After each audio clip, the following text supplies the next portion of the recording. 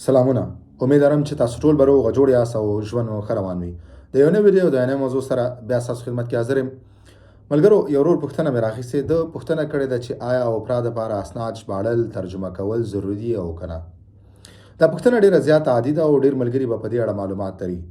خو دا پوښتنه ما ولې راواخیسته، په دې کې یو مهم پوینټ شته چې هغه به زه درته اخره کې وایم. اول به زه دې ورور ته جواب ورکړم او تاسو ته بیا په هغه مهمې نقطې خبرې وکړم. بالکل وروره، ته باید هر هغه اسناد چې تا سره وي او هغه ستا د کیس پورې، ستا د قضیې پورې، ستا د قصې پورې تړاو لري او هغه د یو ثبوت په ډول باندې ته په اوپرا کې پیش کړې، نو هغه باید ته ترجمه کړې. طبیعي خبره ده چې ته د افغانستان نه یو ثبوت راوړې، هغه به یا په دري کې یا به په پښتو ژبه کې.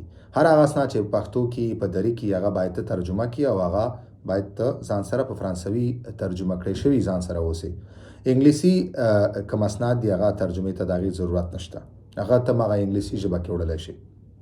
نو ترجمه، اسناد ژباړل، ثبوتونه ژباړل، ترجمه کول دا به انتهایی زیات ضروري دي. بل مهمه نقطه په دې کې دا غداره چې دلته اکثرا زه ګورم په پاریس کې په خاصه توګه باندې دلته ډیرو ملګرو هغه اسناد هم ترجمه کیږي چې هغه په انګلیسي کې یا هغه غیر ضروري، هغه اسناد ضرورت نه چې هغه تاسو پراته اوسئ. نو زما هغه ټولو ملګرو نه دا هیله ده چې تاسو هغه اسناد چې کوم ستاسو د کیس پورې تړاو لري هغه تاسو باید ترجمه نه کوئ، او یا هغه اسناد چې کوم په انګلیسي ژبه کې تاسو ضرورت نشته چې هغه تاسو ترجمه کوئ. کېدای شي بعضې ملګري تاسو ته دې دپاره ووایي چې هغه تاسو نه یو څو روپۍ واخلي د ترجمې او تاسو ووایي چې دا هم ترجمه که. نو دغه مهمه خبره، تاسو باید هغه اسناد ترجمه کوئ چې کوم ستاسو په کیس کې یو قوي ثبوت کېدلی شي او ستاسو د کیس، ستاسو د قضیې پورې تړاو لري. هر هغه اسناد چې هغه ستاسو د کیس، ستاسو د قصې پورې هیڅ تړاو نه لري، تاسو ضرورت نشي چې هغه ترجمه کوئ.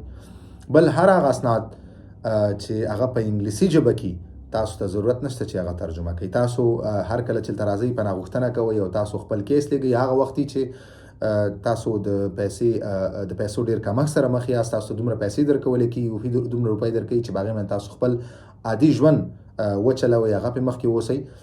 نو تاسو سره په دغه وخت کې دومره روپۍ نه وي چې تاسو د غومره غیر ضروري او هغه اسناد چې کوم په انګلیسي ژبه کې هغه تاسو ترجمه کوئ. بل د دې ضرورت نشته دی. مهمه خبره دا ده چې دې ضرورت نشته. دلته ډیرو ملګرو ته خلکو ویلي چې دا اسناد چې هغه بالکل په کار نه هغه دوی ترجمه کړي، نو دوی به یو پاڼه اسنادونه ترجمه کړي او د هغې ډېرې زیاتې پیسې بیا دلته اخلي د ترجمې. نو دې دپاره مهمه خبره دا ده چې هر هغه اسناد چې کوم ستاسو د کیس پورې تړاو لري، هغه په دري یا په پښتو ژبه کې هغه باید تاسو ترجمه کړئ. او هغه اسناد چې کوم په انګلیسي کې تاسو سره، نو هغه تاسو ضرورت نشي هغه تاسو ترجمه کوي فرانسوي ژبه کې. نو ویډیو همدومره وه، غوښتل مې چې دغه مهم ټکی در سره شریک کړم. دې لپاره مې دا ویډیو جوړه کړه. که تاسو کومه پوښتنه لرئ، خپله پوښتنه تاسو دلته په کمنټ سیکشن کې پرېښودلی شئ. انشاءالله په خپل وخت به زه ستاسو پوښتنې تاسو ته جواب درکوم په مخامخه.